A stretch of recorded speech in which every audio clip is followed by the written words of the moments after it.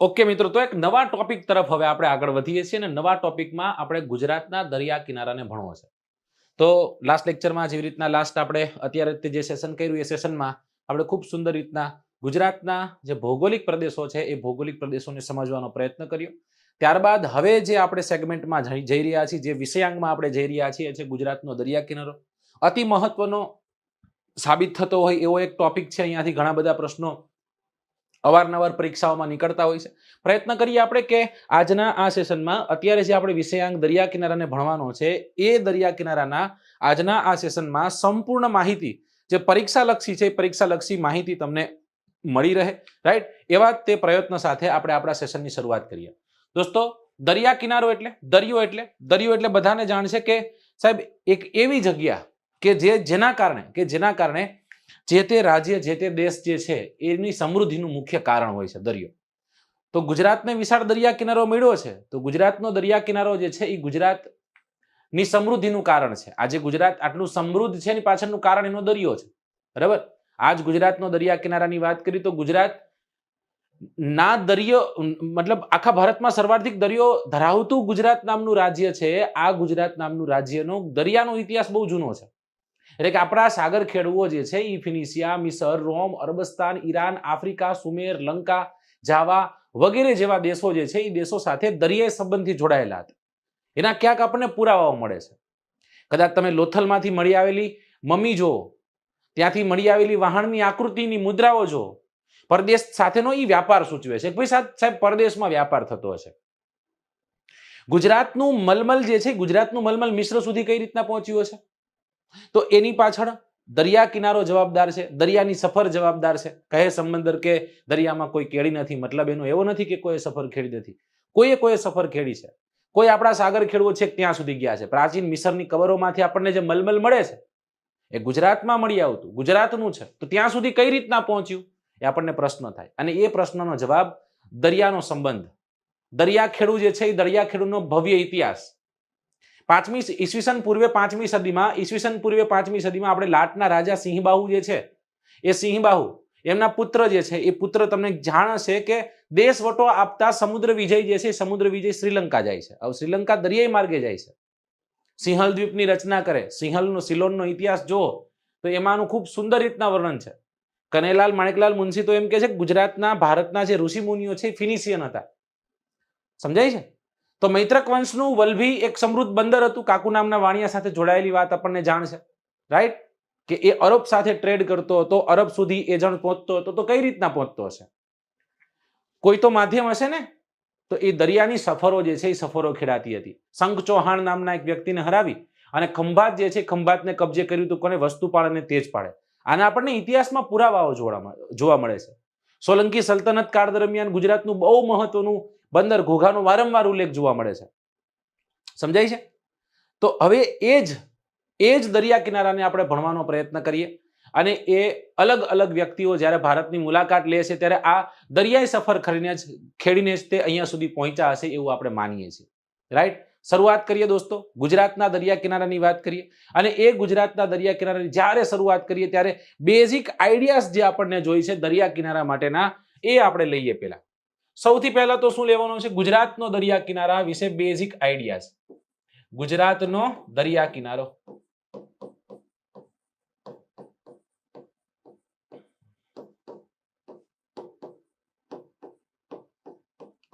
આમાંથી જેટલા વિદ્યાર્થીઓ જોડાયા છે બધાએ આન્સર કરવાનો છે. ગુજરાત કેટલા કિલોમીટરની દરિયાઈ સરહદ ધરાવે છે?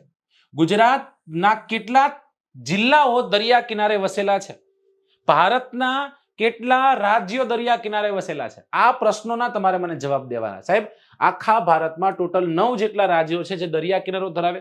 ગુજરાતના 15 જિલ્લાઓ દરિયા કિનારો ધરાવે, જેમાં કચ્છ, મોરબી, જામનગર, દેવભૂમિ, દ્વારકા, પોરબંદર, જુનાગઢ, ગીર સોમનાથ, અમરેલી, ભાવનગર, અમદાવાદ, આણંદ, ભરૂચ, સુરત, નવસારી અને વલસાડ. 15 જેટલા જિલ્લાઓ છે જે દરિયા કિનારો ધરાવે છે.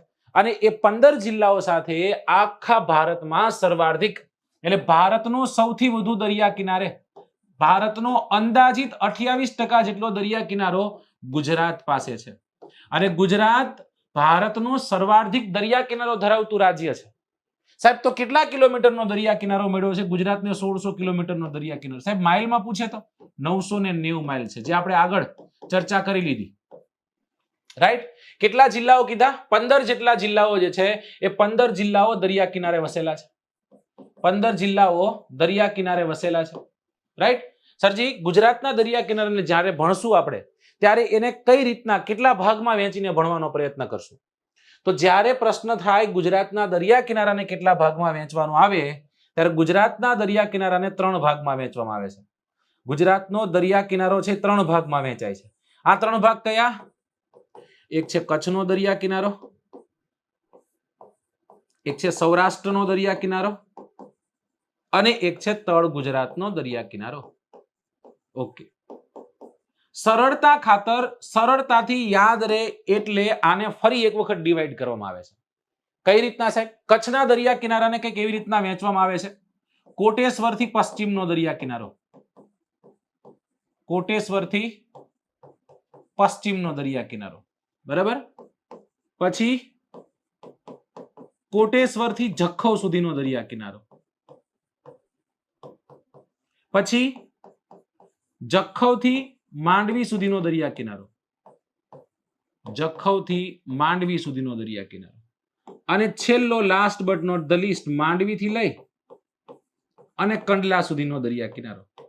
આવી રીતના એને આપણે અલગ અલગ ભાગમાં વહેંચીએ છીએ. કોટેશ્વરથી પશ્ચિમનો દરિયા કિનારો, કોટેશ્વરથી જખૌ સુધીનો દરિયા કિનારો, રાઈટ. ત્યારબાદ જખૌથી સુથરી સુધીનો દરિયા કિનારો. ત્યારબાદ તો કે ભાઈ સુથરી જે છે એ સુથરીથી આપણે આગળ વધવાનું છે. સુથરીથી ક્યાં જવાનું છે? સુથરીથી આપણે આગળ વધવાનું છે. તો સુથરીથી લઈ અને માંડવી સુધીનો દરિયા કિનારો. પછી તો કે માંડવીથી લઈ અને દ્વારકા, માંડવીથી લઈ અને કંડલા સુધીનો દરિયા કિનારો. આ કચ્છના દરિયા કિનારાઓ છે, રાઈટ. કચ્છના દરિયા કિનારાને કંઈક આપણે આવી રીતના વહેંચીએ છીએ. ડન. ઓકે સરજી, પરફેક્ટ. કાંઈ આમાં ઘટતું નથી, અમને બધું યાદ રહેવું છે. ચલો, સૌરાષ્ટ્રના દરિયા કિનારાને જ્યારે આપણે ભણીએ ત્યારે કેટલા ભાગમાં કઈ રીતના વહેંચી ભણીએ છીએ?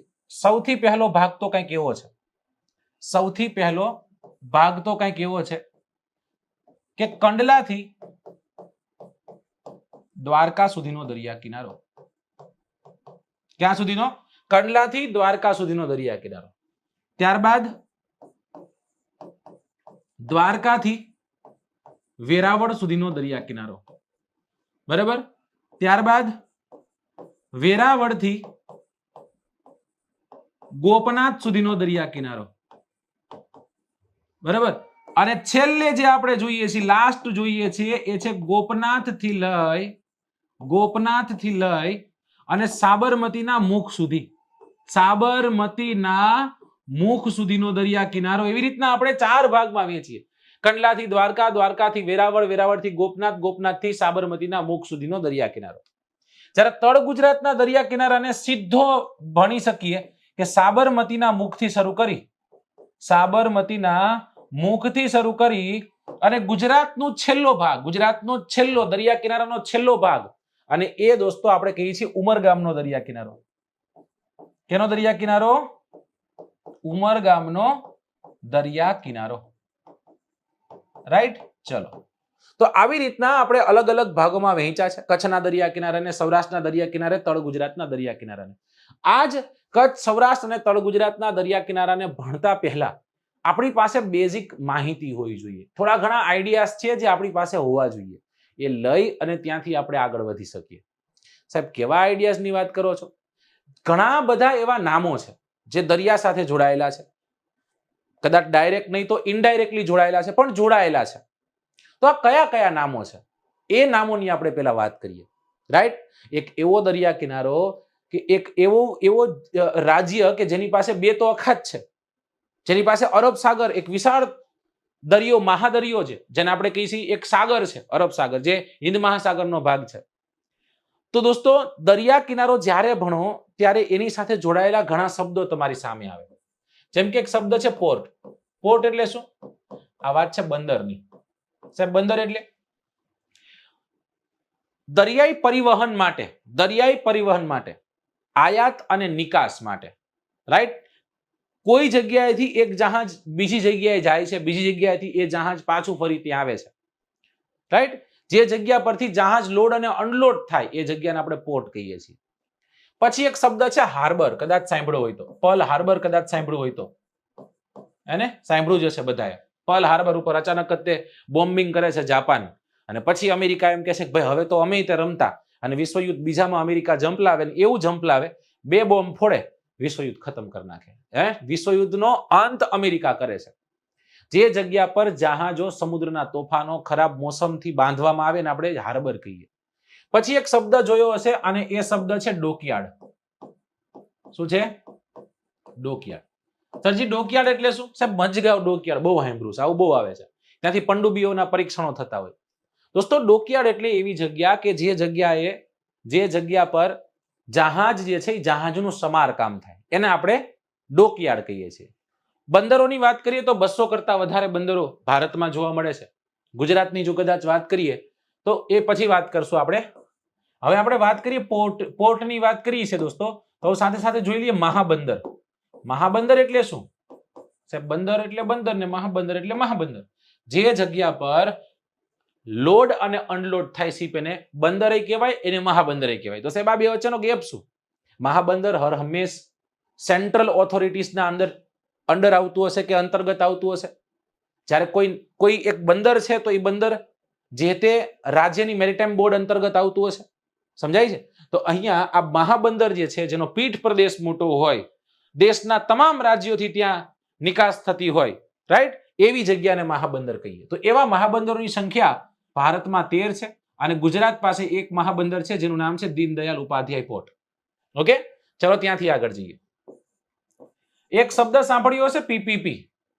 સાહેબ પીપીપી બોલે તો પબ્લિક પ્રાઇવેટ પાર્ટનરશિપ. શું છે?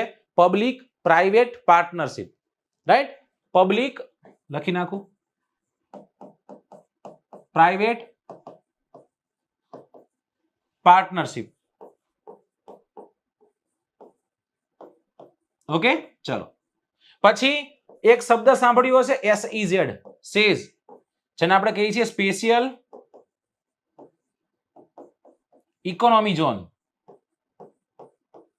રાઈટ. પછી એક શબ્દ છે FTZ, જેને આપણે ઓળખીએ છીએ ફ્રી ટ્રેડ ઝોનના નામે. Free trade zone, FTZ, free trade zone. PPP, SEZ, FTZ, બરાબર. EEZ, એક્સક્લુઝિવ ઇકોનોમિક ઝોન, બરાબર. EFZ, exclusive economic zone, EEZ, sorry, બરાબર. EEZ, sorry, special economic zone, જેને આપણે સેઝ કીધું. એક જોયું આપણે FTZ, ફ્રી ટ્રેડ ઝોન, મુક્ત વ્યાપાર ક્ષેત્ર, રાઈટ. પછી આપણે જોવાનું છે એક શબ્દ હજી લેવાનો છે, જે છે SIR. SIR બોલે તો અભિજીત સર નહીં, SIR બોલે તો સ્પેશિયલ ઇન્વેસ્ટમેન્ટ રિજિયન. ઓકે, એને આપણે કહીએ છીએ સ્પેશિયલ ઇન્વેસ્ટમેન્ટ રિજિયન. આખા ભારતનું સૌથી મોટું SIR ધોલેરા SIR. આખા ભારતનું સૌથી પહેલું ફ્રી ટ્રેડ ઝોન, મુક્ત વ્યાપાર ક્ષેત્ર બંદર હોય તો દોસ્તો એ કંડલા હતું. SEZ પણ કંડલા જ છે. સમજાઈ ગયું? અને ગુજરાતમાં પબ્લિક પ્રાઇવેટ પાર્ટનરશિપ એટલે ખાનગી અને જાહેર બંનેની ભાગીદારી જે છે, એવી રીતના સરકાર અને ખાનગી કંપનીની ભાગીદારીથી ચાલતા હોય એવા ઘણા બધા પોર્ટ છે. ગુજરાતમાં જ્યારે બંદરોની વાત કરવામાં આવે દોસ્તો, ત્યારે ગુજરાતના બંદરોનો વહીવટ કોણ કરશે? GMB કરશે, જેને આપણે ગુજરાત મેરીટાઈમ બોર્ડના નામે ઓળખીએ છીએ. સાહેબ ગુજરાતમાં બંદરોની સંખ્યા કેટલી, કઈ રીતના ગણશું દોસ્તો? ગુજરાતમાં 29 જેટલા નાના બંદરો છે. ગુજરાતમાં 11 મધ્ય કક્ષાના બંદરો છે. ગુજરાતમાં એક મહાબંદર છે. જો આ બધાની ગણતરીએ જઈએ તો ગુજરાતમાં બંદરોની સંખ્યા 41 થઈ. આ 41 ની સાથે 4 બીજા PPP છે, જેને આપણે કહીએ પબ્લિક પ્રાઇવેટ પાર્ટનરશિપ. તો ગુજરાતમાં 45 જેટલા બંદરો છે. કેટલા બંદરો છે દોસ્તો? 45 જેટલા બંદરોની સંખ્યા છે. વારાફરતી વારા તમામ દરિયા કિનારાને ન્યાય આપી અને ભણવાનો પ્રયત્ન કરી. શરૂઆત ક્યાંથી થાય? લગ્ન કોના હોય? મોટી બેનના પેલા હોય. મોટી બેન કોણ છે? કચ્છ. તો કચ્છમાં રહેલા જે પણ બંદરો છે એની આપણે વિગતે ચર્ચા કરી. આગળ વધીએ, ભણીએ. સૌથી પહેલા પોઈન્ટમાં તો કચ્છના દરિયા કિનારા વિશે તમે શું લખશો? કચ્છના દરિયા કિનારા વિશે તમને લખવાનું કે એટલે તમે તરત કહેશો સાહેબ કચ્છનો દરિયા કિનારો એટલે ગુજરાતમાં સર્વાધિક દરિયા કિનારો ધરાવતો જિલ્લો. પ્રદેશ પૂછે તો બીજા નંબર પર છે, રાઈટ. કચ્છ 406 કિલોમીટરની દરિયાઈ હદ ધરાવે છે. કેટલી? 406 કિલોમીટર સાથે ગુજરાતનો સૌથી વધુ દરિયા કિનારો ધરાવતો જિલ્લો છે. હવે એ ગુજરાતના દરિયા કિનારા ધરાવતા જિલ્લાને વહેંચ્યો તો પહેલો ભાગ હતો અને એ ભાગને આપણે કીધું હતું કોટેશ્વરથી પશ્ચિમનો દરિયા કિનારો. કોટેશ્વરથી પશ્ચિમનો દરિયા કિનારો 4 ભાગમાં વહેંચ્યો તો ને. હવે એને ભણવો પડશે ને.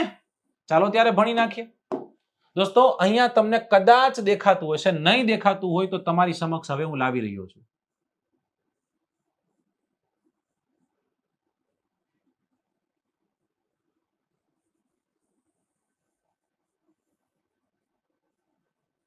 આ કચ્છનો દરિયા કિનારો છે. આ કચ્છ છે જે તમને દેખાય છે, બરાબર. અને એ કચ્છનો દરિયા કિનારો કેટલા કિલોમીટર? 406 કિલોમીટરનો દરિયા કિનારો. હવે એમાં એ કચ્છના દરિયા કિનારામાં અહીંયા એક જગ્યા આવેલી છે અને એ જગ્યાનું નામ છે કોટેશ્વર. કઈ જગ્યા છે? કોટેશ્વર, બરાબર. કોટેશ્વરથી પશ્ચિમનો દરિયા કિનારો, પછી કોટેશ્વરથી જખૌ સુધીનો દરિયા કિનારો, પછી જખૌથી લઈ અને માંડવી સુધીનો દરિયા કિનારો, અને માંડવીથી લઈ અને કંડલા સુધીનો દરિયા કિનારો. આવી રીતના આપણે એને વહેંચ્યો હતો. તો પહેલા લગન કોના? કોટેશ્વરથી પશ્ચિમનો દરિયા કિનારો. દોસ્તો કદાચ તમે કોટેશ્વરથી પશ્ચિમનો દરિયા કિનારો જો તો અહીંયા જો આ ખાંચા ખૂંચી વાળો છે, દલદલીય છે, કાદવ કિચડ વાળો છે. કેવો દરિયા કિનારો છે? કાદવ કિચડ વાળો દરિયા કિનારો છે. અનુસ્વાર ને હસ્વ દીર્ઘન એમાં ભૂલો ન કાઢતા પ્લીઝ. હું ભાષાનો શિક્ષક નથી, મારાથી બનતા પ્રયત્ન કરીશ, પણ ઘણું ભૂલ હશે આમાં.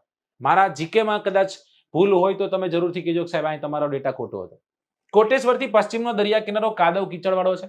અહીંયા ઘણી બધી ક્રીક આવેલી છે. ક્રીક એટલે ખાડી.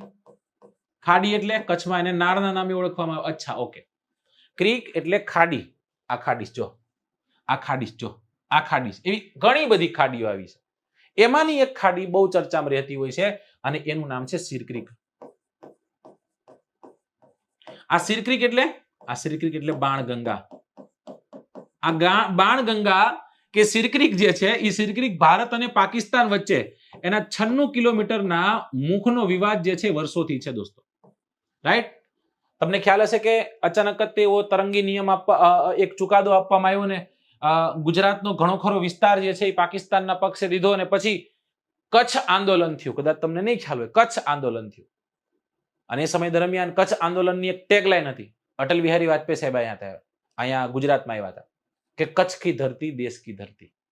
શું? કચ્છ કી ધરતી દેશ કી ધરતી. તો એ બાણગંગા સિરક્રીકનો વિસ્તાર ભારત અને પાકિસ્તાન વચ્ચે વિવાદનો વિસ્તાર છે. અહીંયા ક્રીક કમાન્ડોઝ હર હંમેશ 24 કલાક તૈનાત હોય છે દોસ્તો. આ જ એક એવી જગ્યા છે કે જે જગ્યાથી એક વ્યક્તિ આવ્યો હતો અને એનું નામ છે અજમલ કસાબ. ભણાવો તો ન જોઈએ, એ ભણવા નહીં, જીવન લાયક નહોતો કદાચ, એટલે જ વિયો ગયો ભાઈ, બરાબર. પણ દોસ્તો યાદ રાખજો, આ અહીંયા પાકિસ્તાનમાં એક જગ્યા છે જેનું નામ છે હરામી નાલા. સમજાણું? અને આવું જ હોવું જોઈએ, એ લોકો પાસે આવું જ કંઈક હોય. તો એ હરામી નાલા ક્રોસ કરી અને ભારતમાં આવ્યો હતો. આનું વર્ણન કદાચ જો તમે Bhuj the pride of India movie જોયું એમાં હતું કે हरामी नाला पार करके अगर जाएंगे तो 2 घंटे में पहुंच जाएंगे. राजस्थान के मार्ग से अगर हम गए तो ज्यादा टाइम लग जाएंगे. उतने टाइम में उतने समय में इंडियन आर्मी आ जाएगी, फिर हमको धो देगी, एकदम ढળ ઢળ के मारेगी. સમજાઈ ગયું, રાઈટ? તો એ હરામી નાલા છે ત્યાંથી આવેલો, પણ એવું યાદ નથી રાખવાનું આપણે. સિરક્રીકનો વિસ્તાર યાદ રાખજો. ઓકે સાહેબ, ડન. અહીંયા એક બીજી નાળ છે જેને આપણે કહીએ છીએ કોરી નાળ. કોરી નાળ એટલે કોરી ક્રીક, બરાબર ને? અને આ કોરીનાળ શું છે? આ કોરીનાળ છે સિંધુ નદીનું લુપ્ત મુખ. સિંધુ નદીનું લુપ્ત મુખ. સમજાણું? સિંધુ નદીનું લુપ્ત મુખ. અહીંયા સિંધુ નદી એક સમય દરમિયાન પ્રવાહિત થઈને આવતી, પરંતુ 1819 ના ભૂકંપ દરમિયાન ટેક્ટોનિક્સના કારણે સિંધુ નદીએ પોતાનો પ્રવાહ ચેન્જ કરી નાખ્યો અને હાલ તે આગળ જઈ કરાચી બંદર પાસે જઈ અને અરબ સાગરમાં સમાપ્ત થાય છે. ઓકે સર, હવે બીજા પાર્ટને સમજવાનો પ્રયત્ન કરીએ. અને બીજો પાર્ટ છે કોટેશ્વરથી લઈ અને જખૌ સુધીનો દરિયા કિનારો. કોટેશ્વરથી લઈ અને જખૌ સુધીનો દરિયા કિનારો. દોસ્તો આ દરિયા કિનારો પણ કેવો છે? કાદવ કિચડ વાળો છે, દલદલીય છે. અને તમને એમ કહું ચલો એક કામ કરું, હું તમને બધાને પ્રવાસે લઈ જાઉં. તમે એક્સાઇટેડ થશો, સાહેબ ક્યાં લઈ જશે, સાહેબ ક્યાં લઈ જશે? પછી તમને કહું તમને હું કચ્છ લઈ જઈશ, તમે એમ કહો વાહ કચ્છ નહીં દેખા તો કુછ નહીં દેખા. પછી હું તમને એમ કહું ભાઈ આપણે એવી જગ્યાએ જવું છે જે જગ્યાએ ગારો ગારો ગારો, આમ પૈસા ઊંચા કરીને ગારામાં ફેંતા જવાનું. તરત તમે એમ કહેશો સાહેબ રહેવા દો, એને રેતી બેતી હોય ગયો, અમે ગારામાં આવવાનું થતું નથી. આ ગારાનો વિસ્તાર છે, ગારો છે નકરો, સમજાઈ ગયું. તો ત્યાં ફરાય નહીં એવું કઈ છે નહીં ખાસ, સમજાય છે. તો કોટેશ્વરથી જખૌ સુધીનો જો વિસ્તાર કદાચ આપણે જોઈએ દોસ્તો તો 10 થી 13 કિલોમીટરનો આ વિસ્તાર છીછરી ખાડીઓથી ઘેરાયેલો. પણ મહત્વની વાત જો કોઈ હોય તો અહીંયા એક દેવાલય આવેલું છે, એનું નામ છે કોટેશ્વર. રાઈટ, રાવણ સાથે જોડાયેલી એક વાત તમને ખ્યાલ છે, રાઈટ, કે અહીંયા તે જોડાયેલી છે. આ જ કોટેશ્વર ખાતે તમને નારાયણ સરોવર જોવા મળશે, એટલે જ કહેવાય છે નારાયણ સરોવર. નારાયણસર કોટેશ્વર એમ કહેવાય, રાઈટ. નારાયણ સરોવર વિષ્ણુએ ખુદ બનાવેલું એક કુદરતી તળાવ. આજે કુદરતી તળાવ છે, ફરતે ફરતે બધે દરિયો, 4 દિશામાં દરિયો, વચ્ચે આ એક જ જગ્યાએ, જે જગ્યા પર મીઠા પાણીનો સ્ત્રોત છે. ભારતના 5 પવિત્ર સરોવર પૈકી રાજસ્થાનનું પુષ્કર, નારાયણ સરોવર કચ્છ, બિંદુ સરોવર સિદ્ધપુર, રાઈટ, પંપા સરોવર હમ્પી કર્ણાટકા અને માન સરોવર તિબેટ, આ 5 પવિત્ર સરોવરો છે. એ પૈકીનું એક કોટેશ્વર ખાતે આવેલું નારાયણ સરોવર. અહીંયા હિન્દુ મંદિરો આવેલા છે, ત્રિકમાચાર્યજીનું મંદિર ને, ભગવાન વિષ્ણુનું મંદિર ને, ભગવાન શ્રી કૃષ્ણનું મંદિર ને, રાઈટ. કોને બનાવ્યું છે તો કે દોસ્તો રાવ દેસરજી નામના એક રાજા કચ્છમાં થઈ ગયા, એમના પત્ની દ્વારા અહીંયા આ હિન્દુ મંદિરો જે છે એ હિન્દુ મંદિરોનું નિર્માણ કરાયું છે. શેની વાત કરી રહ્યા છીએ આપણે? વાત કરી રહ્યા છીએ કચ્છના પશ્ચિમે આવેલા દરિયા કિનારાને, જેને આપણે ભણ્યો કોટેશ્વરથી લઈ અને જખૌ સુધીનો દરિયા કિનારો.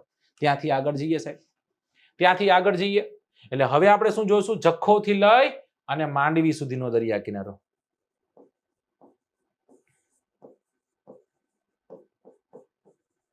જખૌથી લઈ અને માંડવી સુધીના દરિયા કિનારાની આપણે વાત કરવાની છે. સાહેબ જખૌથી લઈને માંડવી સુધીના દરિયા કિનારો કેવો છે તો કે રેતાળ છે. અને રેતાળ છે એટલે ઘણા બધા બીચનું નિર્માણ અહીંયા થયું હશે. નાની નાની ઝીણી ઝીણી રેતીનો આખો વિસ્તાર આપણને જોવા મળશે. લાંબી લાંબી ટેકરીઓ છે. અહીંયા પંચ જૈન તીર્થો આવેલા છે, જેમાં કયા કયા છે? જખૌ ખુદ છે, જખૌ, સુથરી, નલિયા, તેરા, મોથાળા, કોઠારા, રાઈટ. જખો, સુથરી, નલિયા, તેરા, કોઠારા, મોથારાને પણ ગણવામાં આવે છે. આ બધા શું છે? આ બધા જૈન તીર્થો છે.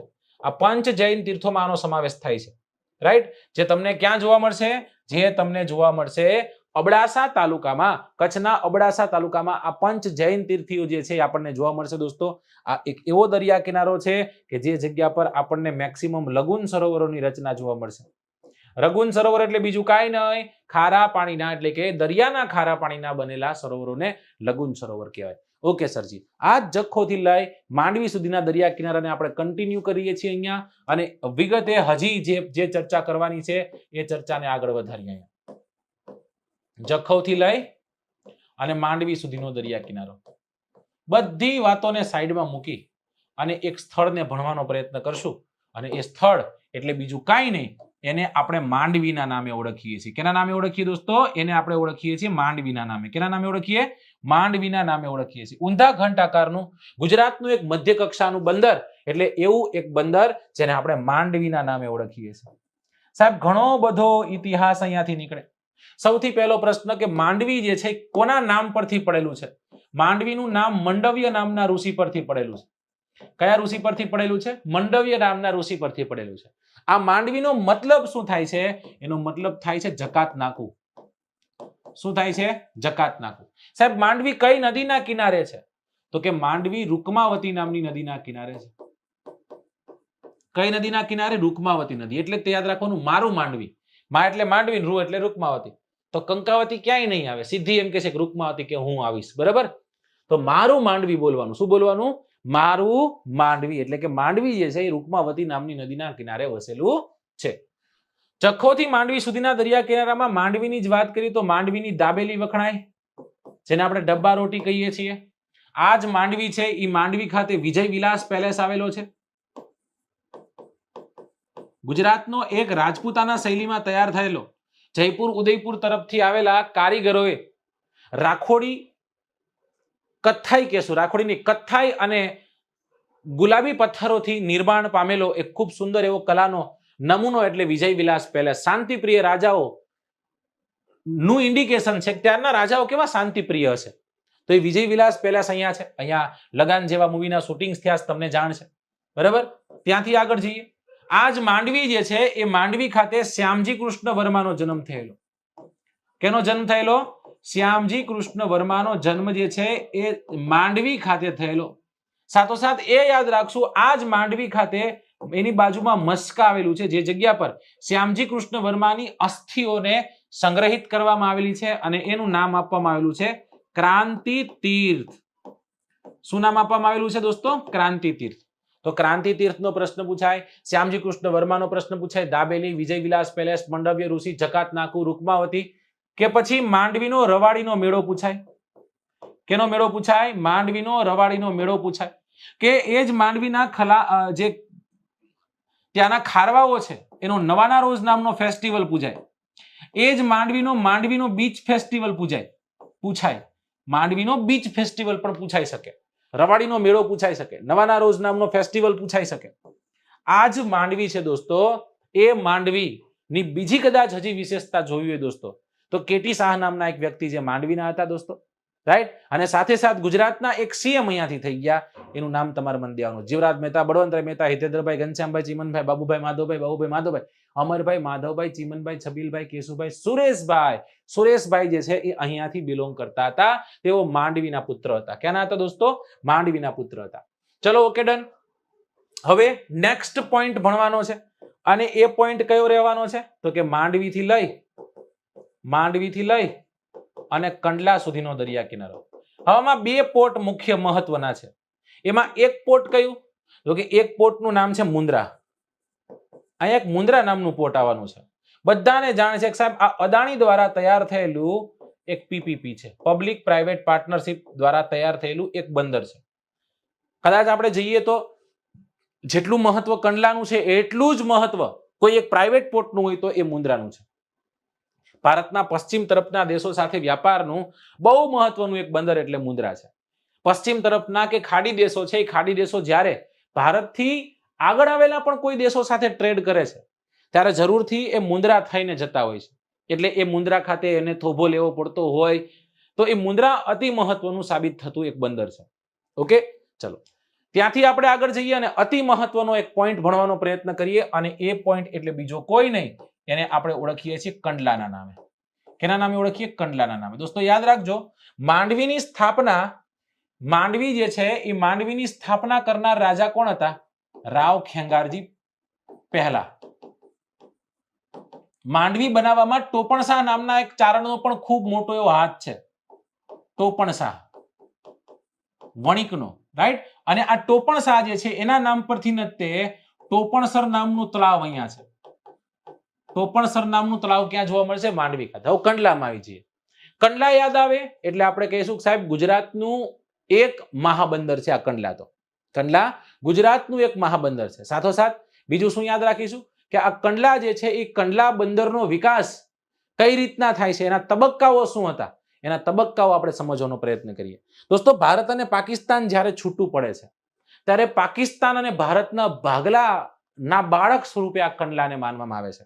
કરાચી બંદર જે ભારતનું અતિ મહત્વનું બંદર હતું પશ્ચિમનું, પાકિસ્તાનના પક્ષે જાય છે અને પાકિસ્તાનના પક્ષે જતા હવે પશ્ચિમ તરફથી વ્યાપાર કરવા માટે એકમાત્ર મોટું બંદર મુંબઈ જે છે ઓછું પડે છે. એટલે એ મુંબઈને ટેકો આપવા માટે કોઈ એક બંદર બનાવવું ફરજ બને છે અને એટલે દીનદયાલ ઉપાધ્યાય પોર્ટ હાલનું કંડલા જે છે એ કંડલા કાર્યરત બને છે. ઈસવીસન 1930-31 ના સમયગાળા દરમિયાન રાજા રાવ ખેંગારજી ત્રીજા દ્વારા આ કંડલા બંદર ખાતે એક જેટીનું નિર્માણ કરવામાં આવે છે. ધીમે ધીમે કરી હવે 1947 માં આવ્યા. ભારત પાકિસ્તાનના ભાગલા થઈ ગયા. કરાચી બંદર કોના પક્ષે વયું ગયું તો કે ભાઈ એ વયું ગયું પાકિસ્તાનના પક્ષે. અને એટલા માટે સાહેબ એક સમિતિનું નિર્માણ કર્યું જવાહરલાલ નહેરુએ, કસ્તુરભાઈ સમિતિ. કઈ સમિતિ? કસ્તુરભાઈ સમિતિ. અને એ કસ્તુરભાઈ સમિતિને કીધું કે ભાઈ પશ્ચિમ તરફે બંદર બનાવવાનું છે, એના માટે જગ્યા પસંદ કરવા માટે તમને નિમ્યા છે, તમે ગોતો. અને એ કસ્તુરભાઈ સમિતિની ભલામણ આવી કે અહીંયા એક એવી જગ્યા છે, નપાણીયો પ્રદેશ છે, નીચેનું તળિયું જે છે એ તળિયું કેવું છે, નાની રેતી વાળું છે, ઝીણી રેતી વાળું, એટલે વાંધો આવશે નહીં, અહીંયા બંદર નિર્માણ કરાય, વાંધો નથી, બરાબર. અને એટલા માટે જવાહરલાલ નહેરુ આવ્યા, ઈસવીસન 1955ની સાલમાં બંદર મહાબંદર ઘોષિત કરી દીધું કે આ એક મહાબંદર બનશે, એવું ઘોષિત કોને કરી દીધું, જવાહરલાલ નહેરુએ.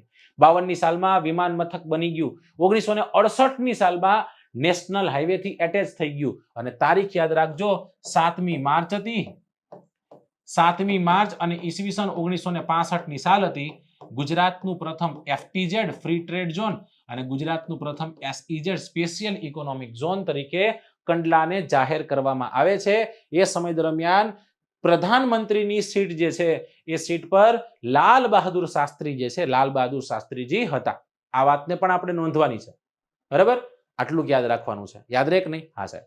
હવે એનું નામ કંડલા હતું, એ કંડલાનું નામ પછી બદલીને શું થાય, કંડલાનું નામ બદલી 25મી તારીખ સપ્ટેમ્બર મહિનો અને ઈસવીસન 2017ની સાલ 25 સપ્ટેમ્બરે જન્મેલા 61 શ્યામા પ્રસાદ મુખર્જી આવશે. કલકત્તા પોર્ટ છે, એનું નામ શ્યામા પ્રસાદ મુખર્જી થઈ ગયું. જ્યારે આનીકોટનું પશ્ચિમનું છેલ્લું મહાબંદર, ઓલીકોટનું પૂર્વનું છેલ્લું મહાબંદર શ્યામા પ્રસાદ મુખર્જી, આનીકોટનું છેલ્લું બંદર, એનું નામ કરી નાખવામાં આવ્યું દીનદયાલ ઉપાધ્યાય. દીનદયાલ ઉપાધ્યાય પોર્ટ. સાહેબ આનો વહીવટ કોણ કરશે? દીનદયાલ ઉપાધ્યાય પોર્ટ ટ્રસ્ટ દ્વારા આનો વહીવટ થશે. ચલો એક વખત નજર નાખી લ્યો, યાદ રહે એમ છે કે નહીં? બધું યાદ રહે કેમ છે? એક વખત સ્ક્રીનશોટ ખેંચવો હોય તો એક વખત સ્ક્રીનશોટ ખેંચી લો, એટલે આપણે આગળ વધીએ.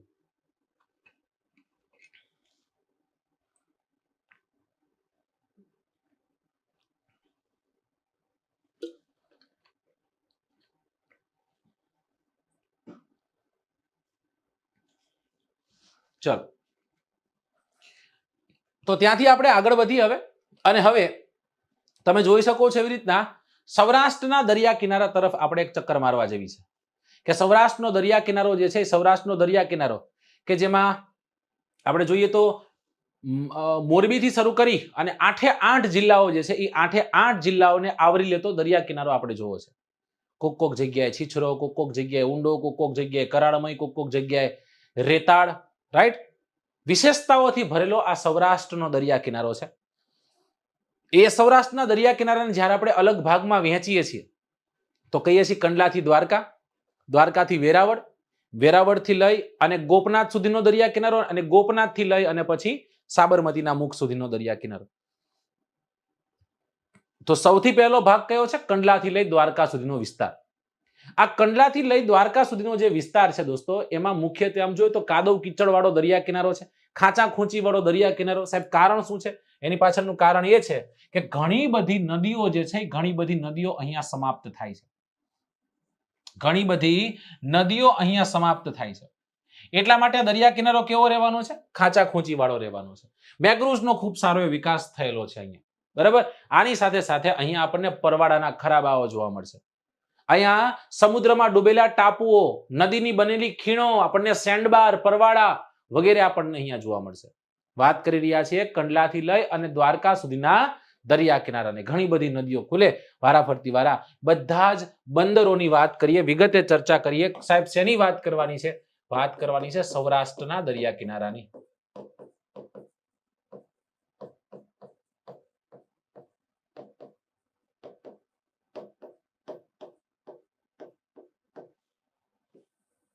ઓકે, સૌથી પહેલો પ્રશ્ન, કેટલા કિલોમીટર છે? સૌરાષ્ટ્રનો દરિયા કિનારો 843 કિલોમીટર લાંબો છે. કેટલો છે? 843 કિલોમીટર જેટલો આ લાંબો છે. કેવો દરિયા કિનારો છે? ખાંચા ખૂંચી વાળો. ઘણી બધી નદીઓના નીર અહીંયા ખતમ થતા હોવાના કારણે, બરાબર. હવે આ દરિયા કિનારાનો પહેલો ભાગ કયો ભણવાનો હતો? પહેલો ભાગ હતો કંડલાથી દ્વારકા સુધીનો દરિયા કિનારો, રાઈટ. કંડલાથી દ્વારકા સુધીનો દરિયા કિનારો. એ કંડલાથી લઈ દ્વારકા સુધીના દરિયા કિનારામાં આવતા બંદરોની વાત કરીએ તો સૌથી પહેલું બંદર અહીંયા આપણને જોવા મળશે, અને એ મોરબીમાં આવેલું એક બંદર છે જેનું નામ છે નવલખી બંદર. કયું બંદર છે? નવલખી બંદર, રાઈટ. તો પહેલું બંદર કયું? પહેલું બંદર ભણ્યા આપણે નવલખી બંદર ભણી રહ્યા છીએ આપણે, નવલખી બંદર. સૌથી પહેલો પ્રશ્ન ક્યાં આવેલો છે? સાહેબ મોરબી જિલ્લામાં આવેલું છે. ગુજરાતનો સૌથી ઓછો દરિયા કિનારો ધરાવતો જિલ્લો મોરબી, એનું એકમાત્ર બંદર બારમાસી બંદર એટલે નવલખી બંદર કે જેની સ્થાપના વાઘજી ઠાકોરે કરી હતી. સાહેબ કઈ સાલમાં? ઈસવીસન 1991 ની ઈસવીસન 1909 ની સાલમાં વાઘજી ઠાકોર દ્વારા અહીંયા આ બંદર જે છે એ બંદરનું નિર્માણ થયું. 35માં ત્યાં જોડતી એક રેલવે લાઈન નખાઈ ગઈ. વરસામેડી અને સુઈની જે ખાડીઓ છે એ ખાડીઓમાં આ બંદર જે છે બંદર સ્થિત છે. એક મધ્ય કક્ષાનું બંદર છે. આટલું આપણે યાદ રાખવાનું.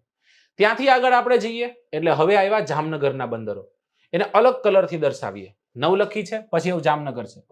એક છે જોડિયા, અહીંયાનું આવે જોડિયા પણ એ લઈ લઈ છે, બરાબર, યાદ રાખવા માટે. બેડી, પછી રોજી, પછી સિક્કા, પછી સચાણા. કયા કયા બંદરો કીધા? જોડિયા, બેડી, રોજી, સિક્કા, સચાણા. આ બધા જામનગર જિલ્લામાં જોવા મળશે. સૌથી પહેલા કયું લીધું? આપણે લીધું જોડિયા બંદરને. કયા બંદરને લીધું?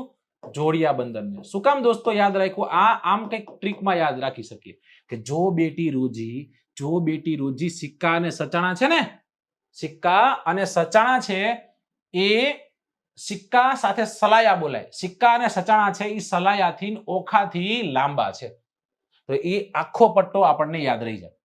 જોડિયા બંદર જેવું આપણે યાદ રાખીએ એટલે યાદ રાખવાનું કે એક મધ્ય કક્ષાનું બંદર છે. ખૂબ સારું એવું બંદર છે આ જોડિયા બંદર જે છે, બરાબર. આ બંદરનો વિકાસ કરીને ઘણું બધું થઈ શકે એમ છે, પણ આનો વિકાસ થઈ શક્યો નથી. એ થોડુંક આપણી કમનસીબી કહી શકીએ કે બદનસીબી કહી શકીએ. રાઈટ? કયા બંદરની વાત છે? વાત છે જોડિયા બંદરની. દોસ્તો આ એ જોડિયા બંદર છે કે જે જગ્યાથી જેસલ અને તોરલ સાનસતિયાજી પાસેથી તોરી ઘોડી લઈ અને કચ્છ તરફ ગતિ કરે છે અને ત્યાં એમની નાવ હાલક ડોલક થાય છે. ત્યારે એક ગીત આપણે દિવાળીબેનના કંઠે સાંભળીએ છીએ કે પાપ તારું પ્રકાશ જાડેજા, ધર્મ તારો સંભાળ, તારી બેડલીને બુડવા નહીં દઉં. એ ગીત જે છે એ ગીત અહીંયા આ પ્રસંગ સાથે જોડાયેલું છે. આપણે એને યાદ રાખીએ, કદાચ આવી રીતના પણ પ્રશ્ન પૂછાય. ત્યારબાદ બેડી બંદર છે. શેના માટે યાદ રાખશું? જેસલ તોરલ માટે યાદ રાખશું. હવે એવું બેડી બંદર, રાઈટ? બેડી બંદર શું કામ યાદ કરીશું? સાહેબ બેડી બંદર જે છે એ બેડી બંદર એક મધ્ય કક્ષાનું બંદર. એક સમય દરમિયાન પૂર્વ જે જામનગર રજવાડું હતું એ જામનગર રજવાડાનું અતિ મહત્વનું બંદર હતું. રાઈટ? આ પ્રશ્ન પૂછાય કે જામનગર રજવાડાનું અતિ મહત્વનું બંદર તરીકે કયું બંદર વિકસાવવામાં આવ્યું હતું કે પછી ઓળખાય છે? તો બેડી બંદરને આપણે ઓળખીએ છીએ. કાલવન અને ચિંદ્રા જેવા ટાપુઓ જે છે એ ટાપુઓથી આ બેડી નામનું બંદર ઘેરાયેલું છે. ત્યાંથી આગળ જઈએ, જોડિયા, બેડી, રોજી, સિક્કા. રાઈટ? હવે કેની વાત કરવાની છે? સિક્કાની વાત કરવાની છે. સિક્કા જેવું યાદ આવે એટલે સૌથી પહેલા તો આપણને યાદ આવે સાહેબ અહીંયા આવેલા દિગ્વિજય સિમેન્ટ ફેક્ટરી.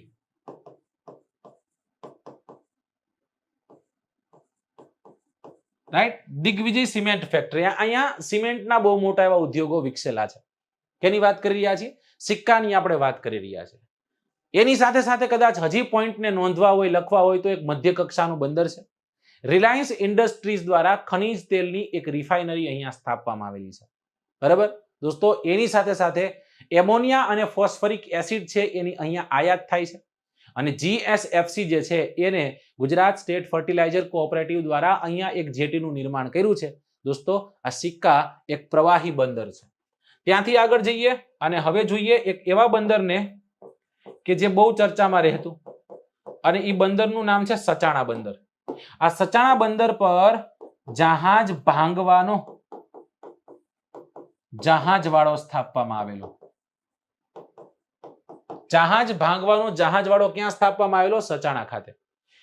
અત્યારે અલંગ એકમાત્ર છે, પછી જહાજ ભાંગવા માટે એટલે શિપ બ્રેકિંગ યાર્ડ છે. શિપ બ્રેકિંગ યાર્ડ બન્યું તો ખરું પણ કાર્યરત ન બન્યું. પોલ્યુશન ખાતાએ નોટિસ ઠપકારી અને પછી સ્ટે રાઈટ? અને અંતે આ બંદર જે છે એ બંદર જહાજ ભાંગવા માટે કાર્યરત થવાનું હતું પણ કાર્યરત થઈ શક્યું નહીં.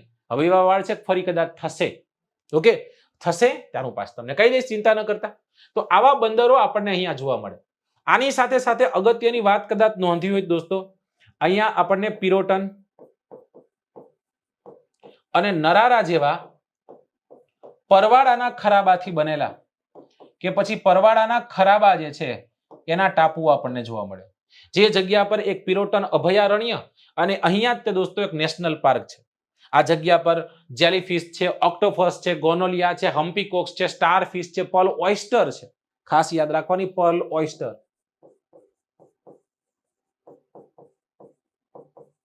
આ પર્લ ઓયસ્ટર નામની માછલી છે દોસ્તો, જે મોતી આપતી માછલી છે. સમજા ગયું? મોતી આપતી માછલી. મોતી આપતી માછલી કરે એટલે તમે કાલું કરીને આવો. પણ એ કાલુ નામની માછલી જે છે, એ કાલુ નામની માછલી કોઈ એક નદીમાં જોવા મળતી મોતી આપતી માછલી છે. સમજાય છે? રાઈટ. જ્યારે એમ પૂછે કે પર્લ ઓયસ્ટર મોતી આપતી માછલી દરિયા કિનારે જો કોઈ જગ્યા પર જોવા મળતી હોય, ક્યાં જોવા મળે? અહીંયા જોવા મળે, કચ્છના અખાતમાં જોવા મળે. બરાબર? સરજી એકદમ પરફેક્ટલી બધું સટ સટ સટ કરીને મગજમાં જઈ રહ્યું છે, કોઈ વાંધો છે નહીં. હવે ત્યાંથી આગળ જઈએ અને હવે દ્વારકાના વિસ્તાર તરફ ફરીએ, કારણ કે જોઈએ જ લેવું છે. જેને જોઈએ જ લેવું છે, જેને ભણી જ લેવું છે, જેને સમજી જ લેવું છે, એને શું છે? એને કોણ નડે? એને કોઈ નડે નહીં. ચલો, આટલા ભાગને જ આપણે ભણવાનો છે. તો એની નીચેના ભાગને આપણે યુટિલાઇઝ કરી લઈએ અને આપણે ઉપયોગમાં લઈ લઈએ. રાઈટ? તો સિક્કાની વાત કરી, સલાયાની વાત કરી, સચાણાની વાત કરી. સલાયાની વાત બાકી છે, સચાણાની આપણે વાત કરી. રાઈટ? હવે શરૂઆત ક્યાંથી કરશું? શરૂઆત દ્વારકામાં જશું. દ્વારકામાં જતા આપણને એક બંદર જોવા મળશે અને એ બંદરનું નામ શું છે? એ બંદરનું નામ છે ઓખા. કયું બંદર છે? ઓખા બંદર. ઓખા બંદર યાદ આવતા શું યાદ આવે દોસ્તો? સૌથી પહેલા તો કુદરતી રીતના સિમયાણી અને શંખોદ્વાર જેવા જે બે બેટો છે, એ બે બેટોથી આ ઓખા બેટ જે છે, એ મતલબ કે ઓખા જે છે, એ ઓખા બંદર સુરક્ષિત છે. રાઈટ? અને આ ઓખાથી લઈ અને દ્વારકા સુધી એક ફેરી ચાલે છે. એટલે કે એક ફેરી ચાલે એટલે કે હુડકાઓ ચાલતા હોય, જહાજો ચાલતા હોય. રાઈટ? એમાં બેસી અને જે તે જગ્યાએ જવાનું, પાછું આવતું રહેવાનું. અને હાલ અત્યારે અહીંયા એક બ્રિજ બનવા જઈ રહ્યો છે, જેનું નામ છે સિગ્નેચર બ્રિજ, જેનું ઘણું બધું ફાઉન્ડેશનનું કામ જે છે, કામ થઈ ગયું છે ઓલરેડી. રાઈટ? આટલું યાદ રાખવાનું. આ જ ઓખા ખાતે જે ઓલા જહાજો લંગારવાની જગ્યા છે, એનું નામ છે સૈયાજી પિયર. શું નામ છે? સૈયાજી પિયર. આ પ્રશ્ન પૂછાઈ શકે કે ઓખા ખાતે જહાજ લંગારવાની જે જગ્યા છે ને કયા નામે ઓળખવામાં આવે? એને ઓળખવામાં આવે સૈયાજી પિયરના નામે. કેના નામે ઓળખવામાં આવે? સૈયાજી પિયરના નામે ઓળખવામાં આવે છે. રાઈટ? કમ્પ્લીટ. ચલો, ડન. ત્યાંથી આપણે આગળ જઈએ. આપણને લાંબા જોવા મળશે. આ લાંબા, બીજું કાંઈ યાદ ન રાખો તો કાંઈ વાંધો નહીં. આ લાંબા ખાતે બહુ મોટા પાયે વિન્ડ ફાર્મા જોવા મળશે. ગુજરાતનું સૌથી પહેલું વિન્ડ ફાર્મા માંડવી ખાતે હતું. સૌથી મોટું પૂછે તો એ આપણને અહીંયા જોવા મળશે. રાઈટ? ઓકે, ચલો. હવે અરબ સાગરના ઉષ્ણકટિબંધીય ચક્રવાતો આ ઘણા ખરા વિસ્તારને નુકસાન કરે છે, એની આપણે વાતો પછી કરશું. હવે ખુદ એક વિશાળ એવું એક બંદર, એક મત્સ્ય બંદર તરીકે ઓળખાતું દ્વારકાને પણ આપણે યાદ રાખવાનું છે. દ્વારકા એક કેવું બંદર છે? મધ્ય કક્ષાનું. અને કેવું બંદર છે? એક મત્સ્ય બંદર છે. કેવું બંદર છે દોસ્તો? એક મત્સ્ય બંદર છે. કાળિયા ઠાકરની ત્યાં જગ્યા છે. આ જ દ્વારકાની ઈર્દ ગિર્દ ઘણા નાના મોટા ટાપુઓનો સમૂહ આવેલો છે. સાહેબ, કેવા ટાપુઓ? અલગ અલગ બેટો છે, જેમાં ભેડા બેટ, જેમાં નવરા બેટ, નવરા ફતેહી નહીં, ભેડા બેટ, નવરા બેટ, શંખોદ્વાર બેટ, બેટ દ્વારકા વગેરે જેવા બંદરો અહીંયા આપણને જોવા મળશે. રાઈટ? બંદરો નહીં, વગેરે જેવા બેટો આપણને જોવા મળશે. સૌથી વધુ બેટ ક્યાં જોવા મળશે? સૌથી વધુ બેટ પણ અહીંયા જ જોવા મળશે. આ દ્વારકાની ભૂસીરથી લઈને સીધો પટ્ટો પાડી દેવાનો. અંદર તરફનો જે ભાગ છે એને આપણે કહીએ છીએ કચ્છનો અખાત.